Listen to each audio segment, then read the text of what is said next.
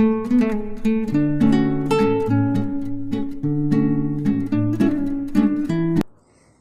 इस सवाल को समझिएगा आप। इस सवाल में क्या क्या कहा जा रहा है, क्या क्या दिया गया है, आप इसको गौर करिएगा। ठीक है, लिखा हुआ है एक बांस का 3/10 भाग कीचड़ में है, ठीक, 3/5 भाग जल में है तथा शेष 5 मीटर पानी की सतह से ऊपर है, तो बांस की लंबाई क्या होगी। अब ऐसा कुछ इमेजिन करिए कि एक बांस है,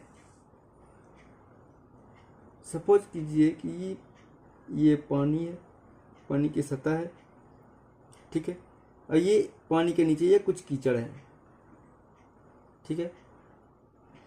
अब आप कुछ इस तरह से समझिए कि बांस का 3/10 भाग कीचड़ में है। ये बांस की लंबाई तो हमको पता है नहीं, मान लीजिए x है बांस की लंबाई, तो बांस की टोटल लंबाई क्या है x।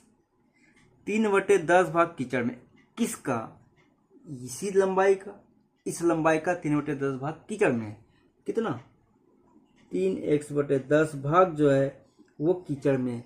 3x/10 मीटर नहीं, 3x/10 भाग, याद रखिएगा कि ये भिन्न है, ठीक है। 3x/10 भाग वो कीचड़ में। अब कह रहा है 3/5 भाग जल में है, कितने का, 3/5 भाग जल में है, कितने का, टोटल का, मतलब x का। तो x का 3/5 भाग क्या है, 3/5x, ये क्या है जल में, ठीक है। ये था हमारा कीचड़ में, ये हमारा जल में। अब कह रहा है शेष पानी की सतह से 5 मीटर ऊपर है, शेष 5 मीटर जो है वो पानी की सतह से ऊपर है।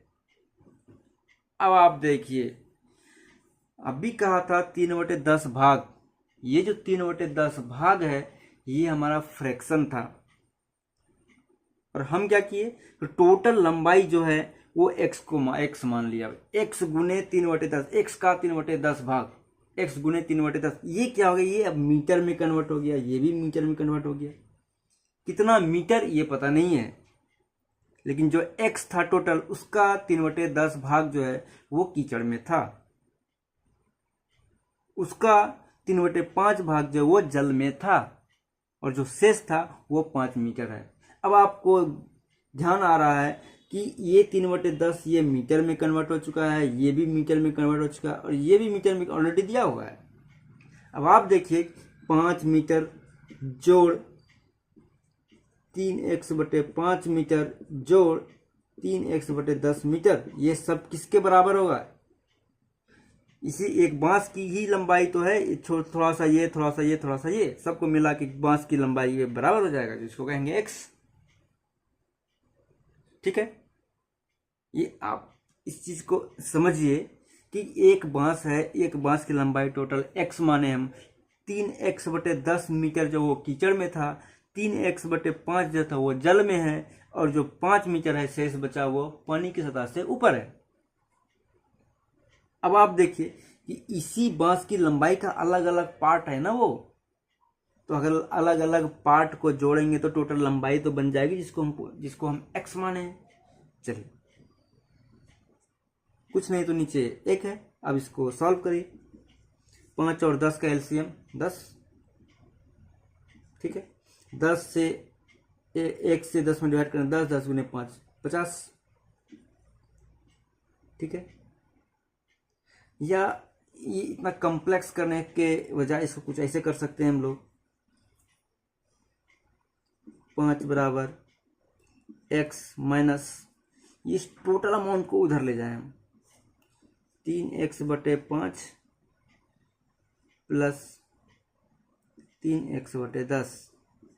अब आप कहेंगे जब इस तरफ से उस तरफ ले गए, एक तो माइनस बाहर कर दिए और अंदर में प्लस कर दिए, कैसे हो सकता है, हो सकता है भाई साहब, हो सकता है। आप देखिए कैसे होगा, ऐसे लिखेंगे आप x minus 3x/5 minus 3x/10, ऐसे तो होगा।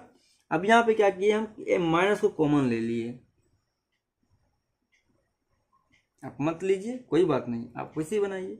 माइनस को कॉमन लेने पे क्या होगा, इस दोनों को पहले सॉल्व करेंगे फिर इसको सॉल्व करेंगे, 2 स्टेप, एक स्टेप बढ़ जाएगा हमारा। तो हम क्या करेंगे, चलो ठीक है, ये पूरा का पूरा माइनस, ठीक है। चलिए इसके कुछ नीचे नीचे एक है, 5 और 10 का एलसीएम 10, ठीक है। ये हो गया 10x माइनस 5 दूनी 10, ऊपर से गुना करेंगे 6x माइनस 3x, 10 में 10 से डिवाइड करेंगे, 1 बचेगा, 1 ऊपर से मल्टीप्लाई कर देंगे, क्या हो जाएगा 10x माइनस 9x बटे 10। देखिए क्या हो गया, ये 5 बराबर x बटे 10, 10x माइनस 9x क्या हो जाएगा x, तो x बराबर क्या आ जाएगा 10 गुने 5 50 मीटर, ठीक है। तो टोटल लंबाई जो होगी बांस की वो 50 मीटर होगी। तो आप ये देखिए कि इस छोटे से सवाल में कहा क्या क्या जा रहा है, उस चीज़ को इमेजिन करके उस चीज़ को अगर ड्राव कर लेंगे तो और भी आसान हो जाएगा। अगर ड्राव नहीं कर पाए कोई बात नहीं, उस सब लाइन को पढ़िए, उस लैंग्वेज को पढ़िए, और जैसे जैसे कहता जा रहा है आप वैसे वैसे बस करते जाइए, आपका क्वेश्चन सॉल्व हो जाएगा, ठीक है। एक क्वेश्चन और देखते हैं हम लोग, चलिए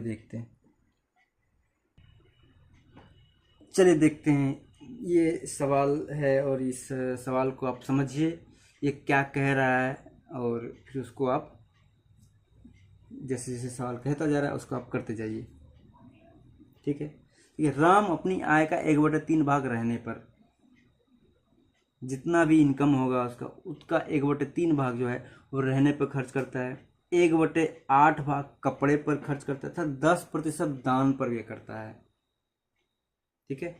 यदि उसके पास 318 रुपये तब भी बचते हैं तो आप बताइए राम की आय क्या होगी। मान लीजिए कुछ नहीं पता है तो न मान लीजिए, राम की आय x रुपया, ठीक है। अब कह रहा है रहने पर आप बताइए कितने खर्च कर रहे हैं। रहने पर 1/3 भाग किसका, 1/3 अभी वो फ्रैक्शन है, यदि आप उसको टोटल अमाउंट से गुना कर देंगे तो वो रुपये में बन जाएंगे, ठीक है। x का 1/3, ठीक है। रहने पर कितना खर्च कर रहे हैं, x का 1/3, x/3 रुपये जो हैं, टोटल के x/3 रुपये जो हैं वो किस पे खर्च कर रहे हैं, रहने पर। कपड़े पर कितने खर्च कर रहे हैं, x का 1/8, कितना हो गया x/8, ये कपड़े पर। दूसरा कह रहा है 10% दान पर व्यय करता है, मतलब x का 10% दान देता है वो, x मतलब अपनी आय का 10% दान देता है वो, 10% क्या हो गया x/10। यदि उसके पास अभी भी 318 रुपया बचते हैं तो आप बताइए कि आय क्या होगी। अब आप बताइए, टोटल आय है, उसी आय में से रहने पर कुछ खर्च किया, उसी आय में से कपड़े पर कुछ खर्च किया, उसी आय में से दान भी दिया, उसके पास अब इतना कुछ बच गया। जब ये खर्च किया, ये खर्च किया, ये खर्च किया और कुछ बच गया तो टोटल मिला के ही तो उसका आय होगा कि नहीं होगा, ठीक है। तो x/3 जोड़ x/8 जोड़ x/10 जोड़ 318, यही तो उसका आय होगा। खर्च और जो बचत हो गया ये दोनों मिला के यही तो क्या हो गया इसका आय। अब इसको सॉल्व करना है बस। 3, 8 और 10 का एलसीएम लीजिए,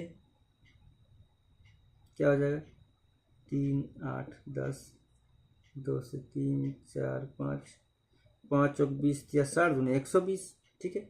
120 इसका एलसीएम हो गया। चलिए यहाँ से लिखते हैं, क्या हो जाएगा 120, अब 3 से इसमें डिवाइड करेंगे, 40x हो गया, प्लस 8 से 15, 15 और 20 से 15x हो गया, ऊपर से मल्टीप्लाई कर देंगे तो ठीक है। 10 से 12x हो गया, प्लस 318 बराबर x, ये भी सॉल्व कर लेंगे, ठीक है। 40 + 15 हो गया 55, 55 और 12 हो गया 67, 55 और 12 हो गया क्या 67, 67x/120, ठीक है, प्लस 318 बराबर x। अब देखिए 318 बराबर x माइनस 67x/120। अब इसको सॉल्व करिए आप, क्या हो गया 120, कुछ नहीं एलसीएम तो नीचे 1 तो है, 120 ऊपर 120x माइनस 67x। अगर किसी को एलसीएम में दिक्कत हो रही है तो आप मुझे कमेंट ज़रूर करिएगा, मैं इसके अलग से वीडियो बना दूंगा कि एलसीएम कैसे लिया जाता है, भिन्न के जोड़ घटाव कैसे बनाएंगे, ठीक है, क्योंकि कई बच्चों को ऐसी दिक्कतें आ सकती है मुझे जहाँ तक लगता है। फिर भी मैं कोशिश करूँगा कि मैं अपनी तरफ से बना दूंगा, लेकिन आप कोशिश करें, अगर आप अपनी समस्याएं बताएंगे तो मुझे अच्छा लगेगा कि मैं उसको सॉल्यूशन उसको दे रहा हूँ, ठीक है।